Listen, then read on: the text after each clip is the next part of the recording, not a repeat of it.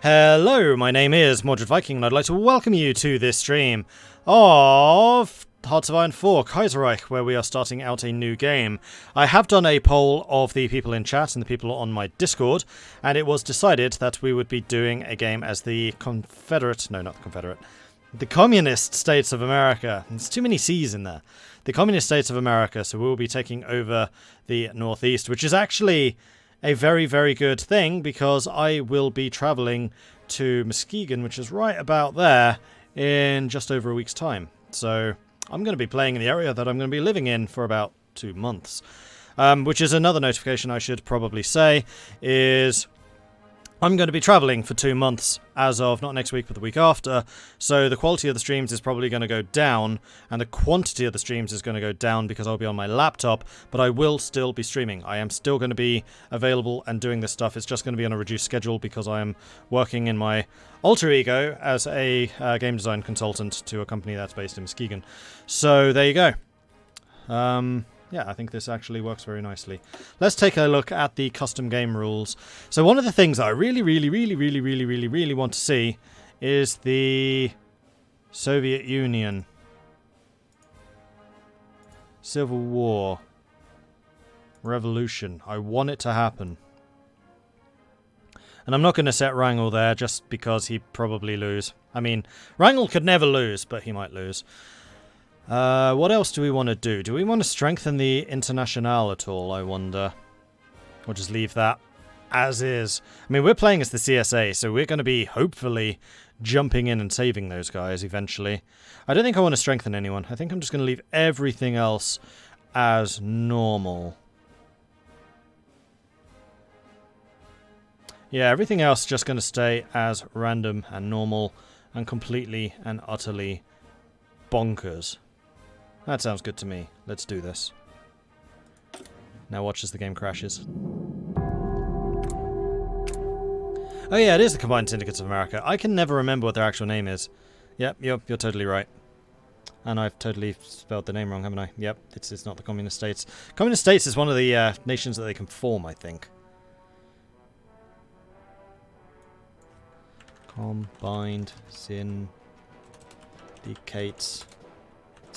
of America. There we go. Updated. Good correction. And yeah, I was right. It did totally crash. So, F4 is the only way out of that. Too many alt tabs. Let's try that again, shall we?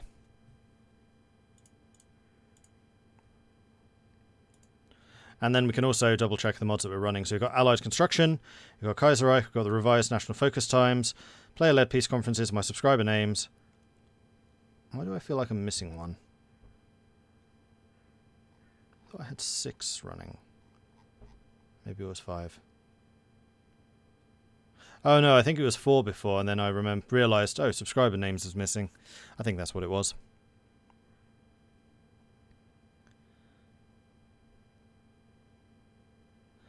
I put all 3 of the main international countries as totalists. For some reason it was a heck of a good game. Interesting. Gotta say, I'm glad to see the minor nations getting some love. I mean, I always tend to play as the majors just because I'm not very good at the game, but I'm glad to see the action of someone that isn't France, Russia, Germany, or the UOB. The minors are, I think, one of the main draws for me to Kaiserreich. Like, one of my long-lasting problems with vanilla is the fact that virtually nobody actually has a focus tree, which means that nobody is as interesting to play as the major powers plus the Netherlands, Mexico, and Poland. And even Poland could really do with an overhaul. So Kaiserreich, that was what brought me into Kaiserreich, and then also kind of, I liked the idea of what would have happened had Germany won the First World War. I think the whole setting is really cool, and then just the amount of work and the lore and the backdrop and everything has just, like, drawn me in good and proper. New game. United States of America. We've read this before, so I'm just going to skip through. Custom game rules. Scroll down to Russia, where the revolution is going to happen. And now I have not alt-tabbed, so it should work. Maybe add the Command & Conquer soundtrack mod. One quick way of getting my content copyright struck there, Colinus. So, no. Build stuff where the CSA is going to spawn. No, that makes the game too easy. I'm playing this without the benefit of hindsight, so I'm going to be building everything everywhere. And we're going to take things as they come after that.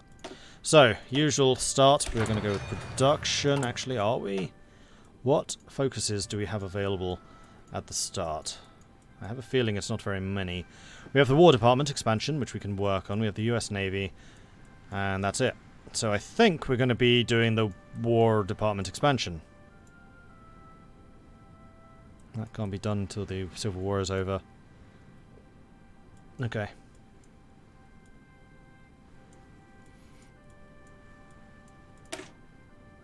The United States War Department has seen a shrinkage over the last half-decade through austerity measures.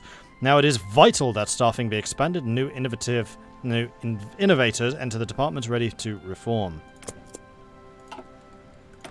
And that also answered the question as to whether I can improve my industry at all. I'm just going to double check there's nothing down here. There isn't. So we can go ahead and research all of these without any real problems. And what's the last one going to be? I think we need synthetic oil. I think it'll be that one.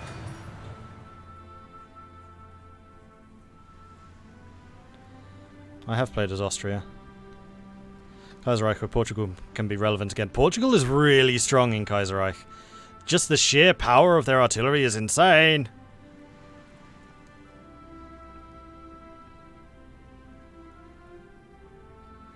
That or using the Kaiserreich music mods if you really want a copyright claim. Yeah, exactly. There's a reason I don't.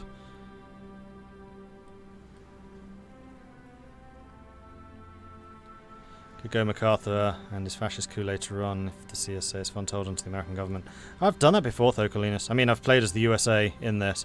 I've played as everyone else. I've played as the PSA, the USA, and the AUS. I have not played as the CSA, though. And that's why I wanted to do the CSA. Okay, civilian factories. At the start of this, I think I'm just going to be expanding places like Pennsylvania, because there's a lot of resources here. And I'm also going for places with lots of factories. New York already starts at top level. Upstate New York also would be a good one. Maybe Texas.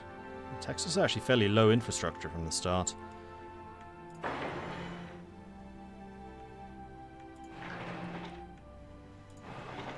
not that. That should be enough to get us going. Pennsylvania, upstate New York, Los Angeles, and San Francisco. Then I'm going to cancel anything which is into war because those are pointless.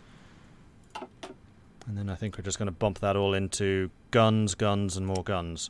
And probably motorized and support equipment because there is no expiration date on those.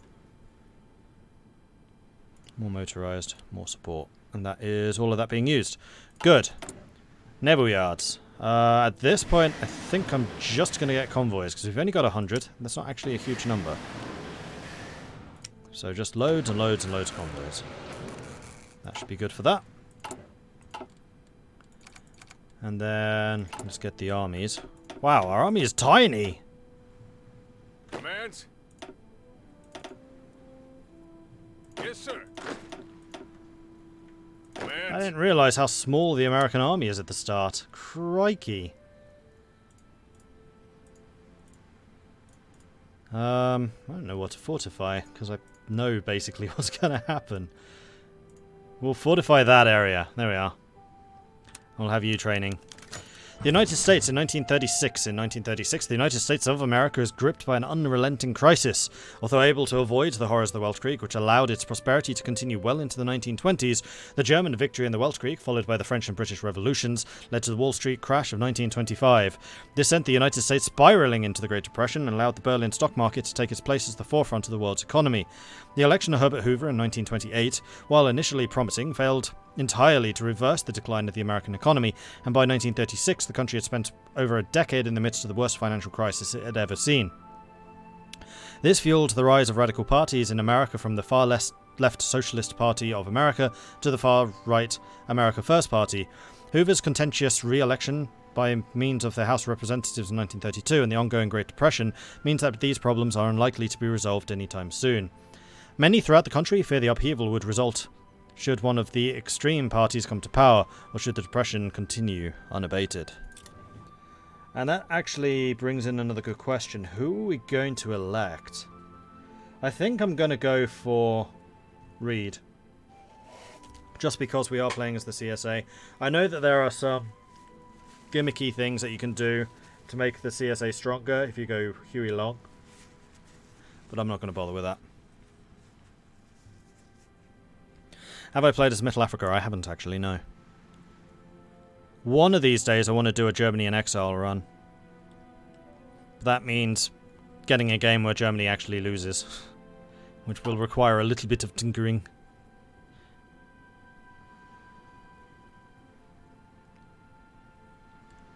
I don't think I'm going to bother organising the navies or anything like that.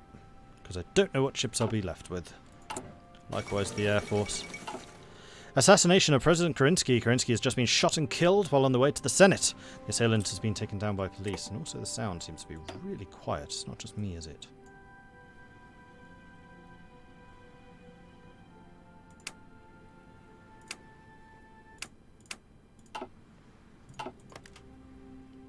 Hey, Isdar. Oh, wait, Ken, that's a great idea. I need some tea.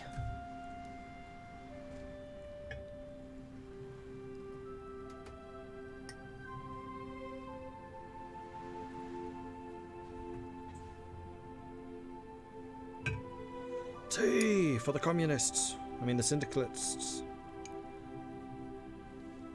Why are both of those words really hard to say?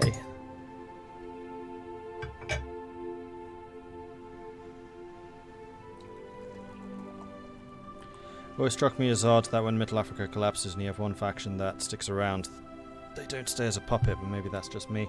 That is a little bit weird. I do think that they probably should stay as a puppet. Although that would then draw in the German Empire into all of the African conflicts that those guys are fighting in. Download the Kaiserreich radio mod has stations for North America, and also copy strikes left, right, and centre. I have to be really careful of that as a Twitch streamer. It's not as bad, but as a YouTuber it certainly is. Being in Europe, I didn't realise how late you stream at my time. Yep, I start 5 PM and I finish at 2 AM. Which is why one of the reasons it's going to be quite nice living in Michigan for 2 months is I will be streaming at reasonable times. It'll be midday until 9, I think. Which means I can actually do something in my evenings, which would be nice. Mussolini, Valois, Beria and other interested parties arrived in Birmingham today to discuss their common ground. It's been agreed that Maximism, Sorelianism and National Syndicalism will share the basic principles of the state's primacy in the socialist struggle, and will therefore be known as totalists. Paramilitary militias are forming. With violence and instability sweeping the country, the AFP and the SPA have begun to form various paramilitary militias, which they claim are necessary to protect the people. The AFP have called their group the Minutemen, while the SPA the Red Guard. Seen patrolling their strongholds and party rallies, these well-armed and equipped paramilitary units have already engaged in scattered, although extremely violent, conflicts.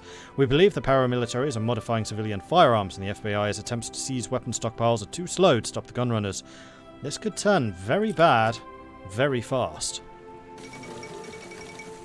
Edward VIII has been crowned as the King of Britain. George V, the large King of Great Britain and Ireland, who have ruled the Home Isles themselves, has passed while in exile in Canada.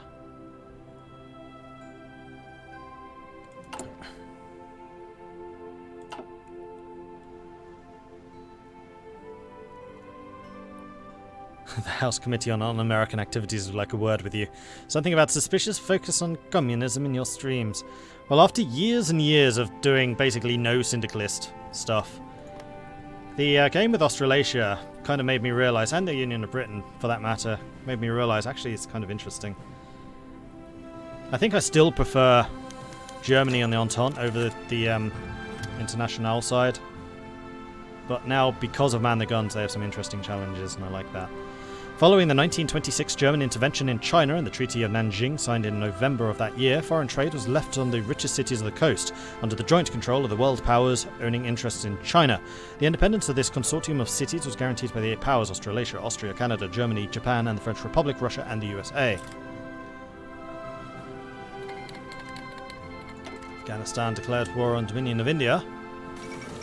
After the World Krieg, as the British Raj collapsed into turmoil and warfare, the neighbouring kingdom of Afghanistan took advantage of this as an opportunity to seize Peshawar and Quetta. Manoeuvres in the Carpathians. The Treaty of Bucharest in 1918 officially ended the Welsh Creek for Romania. But at what cost? On the 3rd of February 1936, the Berlin Stock Exchange stopped sinking. It plunged. My God! Black Monday hits America. Despite the political turmoil and ineffectual economic relief programs, it seemed to many as if the economy of the United States might finally be undergoing a slow recovery after the Wall Street crash in 1925. Black Monday has put an end to such hopes and sounded the death knell for the already ailing economy. Republicans and Democrats have both pledged to fix the economy should they win the election, although public confidence in them is rapidly waning. Both Reid and Long have railed hard against the corrupt banking and political sectors, which they blame for allowing the crash to happen. The Great Depression just got even greater. That is pretty harsh. 1936 is America, one sucker punch after another. Yeah, it really is. Do I have any tips for a Pacific States run? I got my ass handed to me. I'm assuming you have to go defensive, and I didn't. Yeah, you have to go defensive. So as the PSA, your industry is actually relatively decent, but you have very little manpower. You do, however, have a great asset known as the Rockies and the Sierra Nevadas. Fight them in the mountains. Just resist them, and then once you see some weaknesses, start pushing back. Also, if you can try and seize the industrial Midwest, that can really help you. Don't worry so much about the AUS, your real target is the CSA. Because the AUS you can just hold off in the Rockies. And if you can take Texas early, that is a huge boon. Take Texas and then hold the Mississippi as a crossing. The coalition ticket. In 1936, election is looking to be one of the most contentious in American history. Many politicians within the upper circle of the Republican and Democratic parties fear that a victory by the Socialist Party of America or America First Party would mean the end of America and the American way of life. In order to avoid this, a plan has been proposed within the halls of power to form a coalition ticket between the Republican and Democratic parties, with the progressive senator Floyd Olson of Minnesota as the presidential candidate. This plan is unlikely to be popular with lower-ranking members of the parties, but it may be the only thing that can prevent the radical parties from gaining strength. A coalition, if you can keep it, or a coalition would debase the democratic system.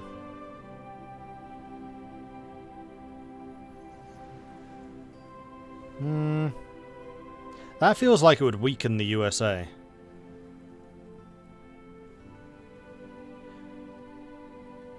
I mean, I actually quite like coalitions. I'm going to go pro-coalition. Status of the US Army. The defense of the United States has always been an uphill battle. Stretched thin against the vast breadth of North American continent, the United States Army has had little chance to distinguish itself throughout its 160-year history. It won the bare minimum of victories to maintain American independence during the Revolution and the War of 1812. It performed admirably against a corrupt regime in the Mexican-American War, but half of those forces would provide the seed for the fledgling Confederate Army during the ensuing Civil War. More recently, the army performed barely adequately to subdue the heavily outgunned Spanish and struggled to suppress the half-star Filipino insurrection more than 30 years ago. Prevented from joining in the Welsh Creek on either side, it suffered on both doctrine and technology, with no tanks at all and a small air corps subsidiary to the ground forces. With the hobbled lion that was the British Empire on the northern border, and a syndicalist stronghold poised to the south, the US Army must be asked to defend the Republic from enemies within and without. And few agreed that they're up to the task.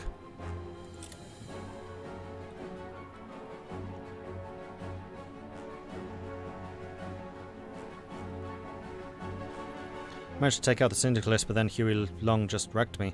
Really? I mean, if you've taken out the Syndicalists, then you have a humongous industry.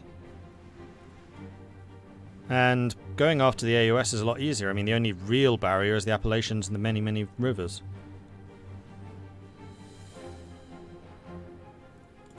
Right, and we need a new focus. Which we can't. So I guess we're doing the US Navy.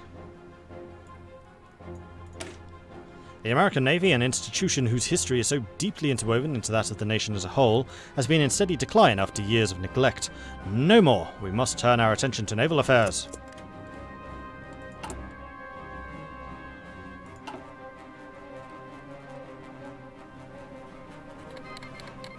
There we go. Russian Republic has declared war on the Soviet Russia. Just 20 years ago, in the last years of the Welsh Creek, the Russian Empire collapsed, ripped apart by nationalist movements and divided between the Whites and the Reds.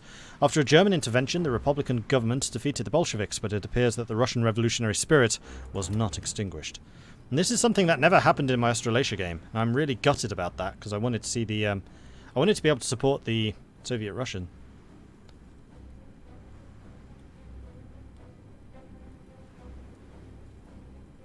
Isn't the CSA good at heavy tanks? Yes. Or just tanks in general, because they have pattern.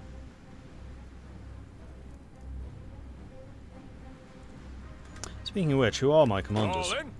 I'm not going to bother assigning them now.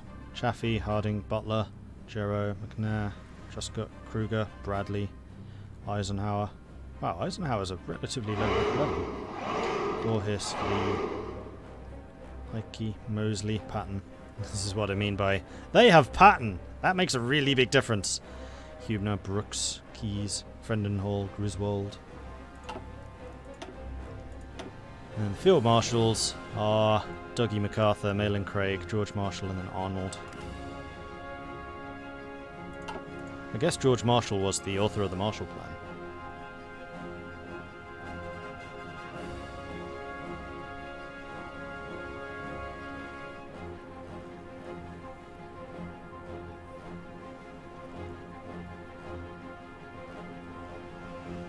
Is Canada thinking about invading the Pacific?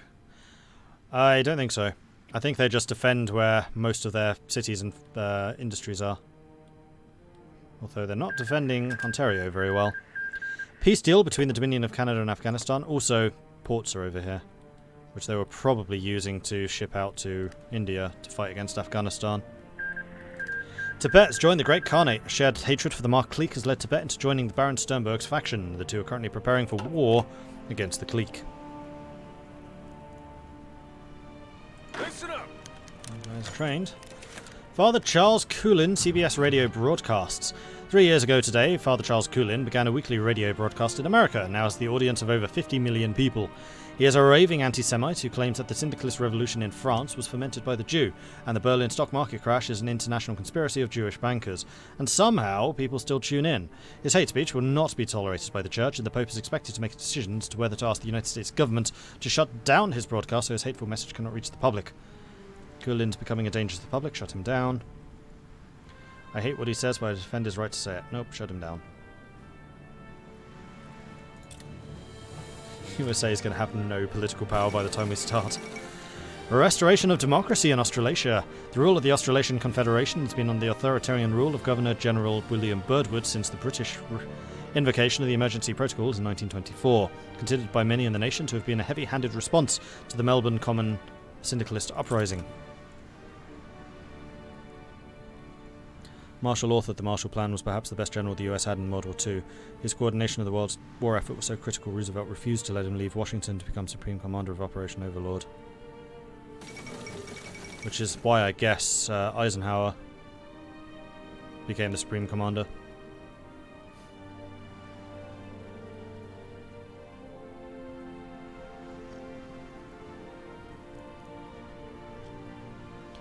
All Christendom mourned the death of His Holiness Pope Pius XI, who died following a heart attack after having been in declining health for the past several years.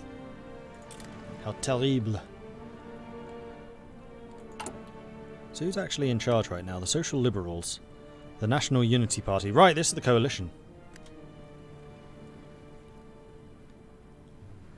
-2 stability. Uh-oh. It's fine, everything is fine. There's no problems here. None. St. Patrick's Day flood.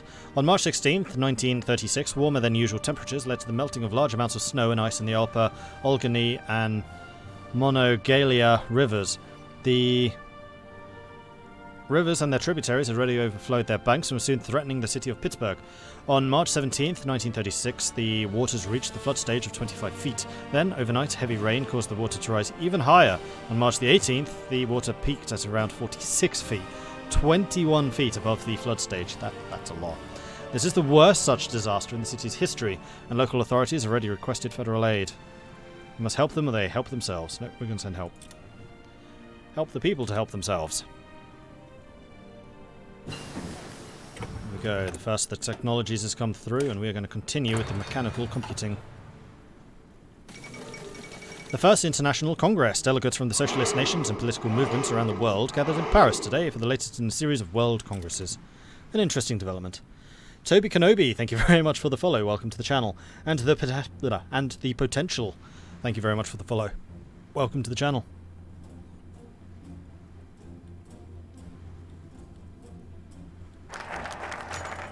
Wow, finishing those quickly. The United States Navy, long the darling child of the American defense establishment, has been a strong force in global maritime efforts for nearly 50 years. A rival even to the vaunted Kaiserreich Marine and Royal Navy at their height in the Weltkrieg, it has defended America's shores and sallied forth to spread stability and democracy for nigh on 160 years. From John Paul Jones's raid on the British mainland in the Battle of Manila Bay to the Battle of Manila Bay, the Navy has provided the security needed by the Republic from those who would infringe upon our independence from beyond the seas. All is not well in the modern day, however.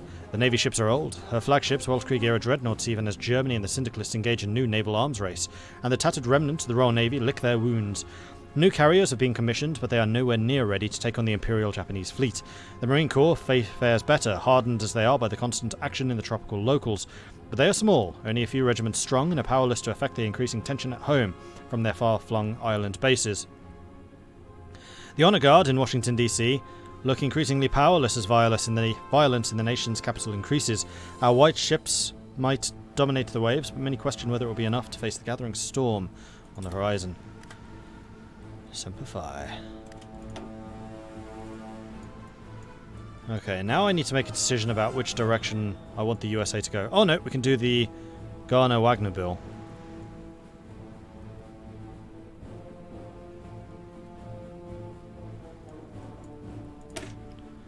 While originally vetoed in 1932, the economic situation in America has deteriorated to the point where unemployment relief efforts are seen as the only way to prevent widespread collapse. President Hoover has indicated to the Democrats in Congress that this time he will not veto the Garner-Wagner relief bill. The assurance is made by President Hoover that, unlike in 1932, this time he will not veto the bill. Democratic Senator Robert Wagner and Speaker of the House John Nance Garner have reintroduced their unemployment relief legislation package. Many in Congress feel that the package does not go nearly far enough, while others wonder how America, in the midst of a massive economic crisis, will possibly ever pay for it. The presence of the senators from the AFP and the SBA also complicates things immensely. Even with Hoover's pledge, it's unknown if Garner-Wagner has a real chance of passing. We shall see.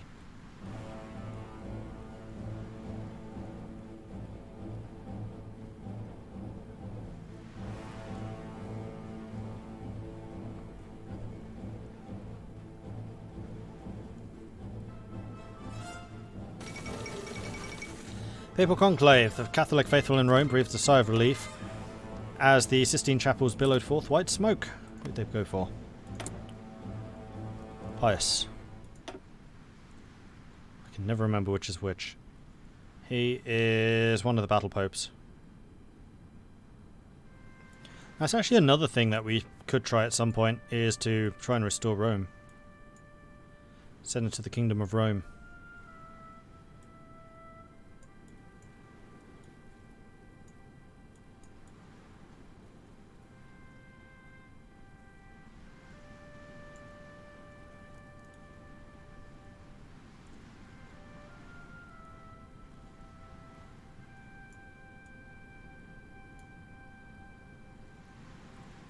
Trying to remember how on earth you get over there.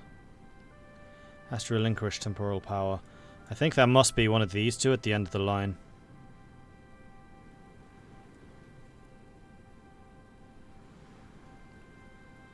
Can't be done with them though.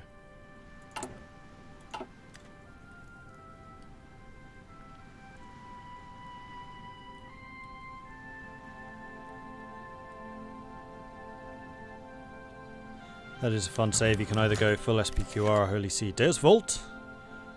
You chose John or Stephen. Okay. Long and Reed demand changes.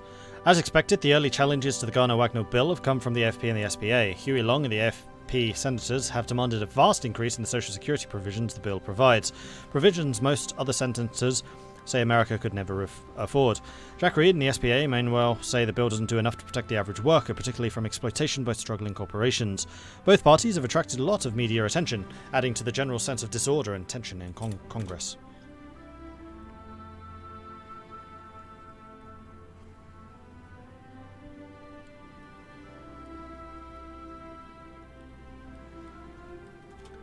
Left side, second row.